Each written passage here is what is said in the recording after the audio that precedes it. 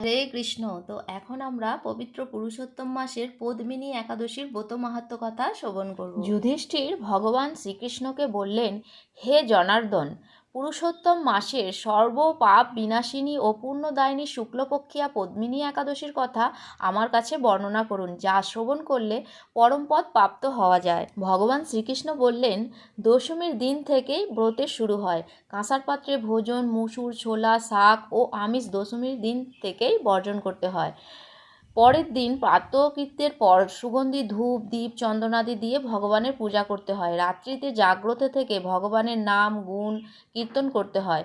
এখন এই ব্রতের একটি ইতিহাস আপনার মনোরঞ্জনের জন্য বলছি। পূর্বে পুলস্ত্য মুনি দেবর্ষি নারদকে এই ইতিহাসের বর্ণনা করেছিলেন। একসময় রাজা কার্তবীর্য লঙ্কাপতি রাবণকে পরাজিত করে তাঁর কারাগারে বন্দি করে রাখে। পুলস্ত্য মুনি রাজার কাছে রাবণের মুক্তি প্রার্থনা করেন। মুনির আজ্ঞায় রাজা রাবণকে মুক্ত করে দেন।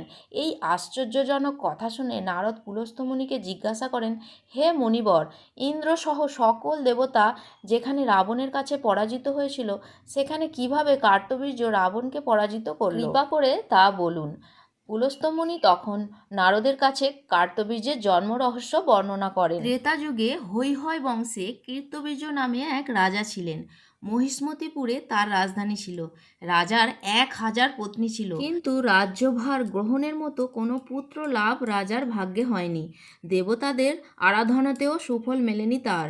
অবশেষে সাধুদের আজ্ঞা অনুসারে বিভিন্ন ব্রত পালন করলেন, তথাপি রাজা ছিলেন অপুত্রক। মন্ত্রীর ওপর রাজ্যভার অর্পণ করে তপস্যায় যাবেন বলে স্থির করলেন রাজা কীর্তবীর্য। রানী পদ্মিনী ছিলেন মহারাজ হরিশ্চন্দ্রের কন্যা। তিনি ছিলেন অত্যন্ত পতিব্রতা। স্বামীর সঙ্গে তিনিও তপস্যার জন্য মন্দার পর্বতে গমন করলেন।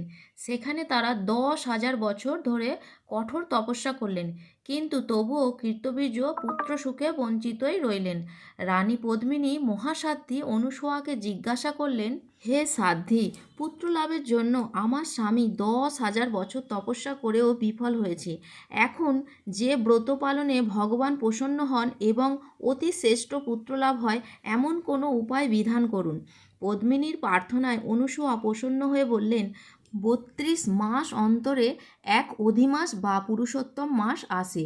এই মাসে পদ্মিনী ও পরমা 2 একাদশী এই ব্রত পালন করলে পুত্রদাতা ভগবান শীঘ্রই প্রসন্ন হবেন।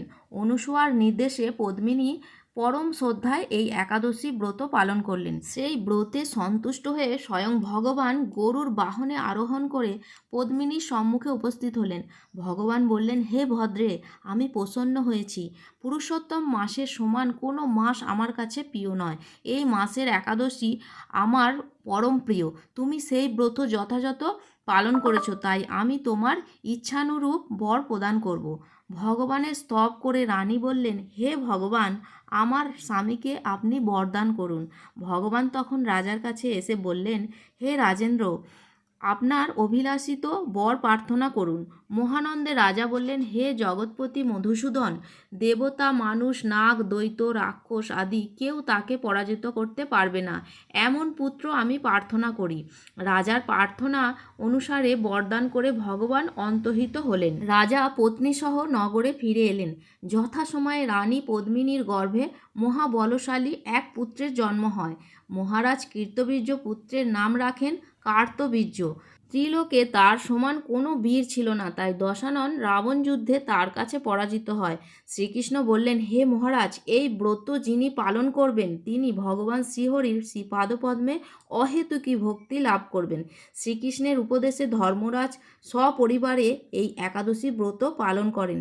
যিনি এই ব্রত মাহাত্ম্য পাঠ ও শ্রবণ করেন তিনি বহু পুণ্য লাভ করেন। তো সকলে অবশ্যই এই সর্বপাপ বিনাশিনী ও পুণ্যদায়িনী পদ্মিনী একাদশী ব্রত খুবই যতনে পালন করুন, আর এই একাদশী ব্রত কথা অবশ্যই পাঠ ও শ্রবণ করুন এবং এই পবিত্র পুরুষোত্তম মাসে ভগবানের অশেষ কৃপা লাভ করুন। হরে কৃষ্ণ, হরি বল।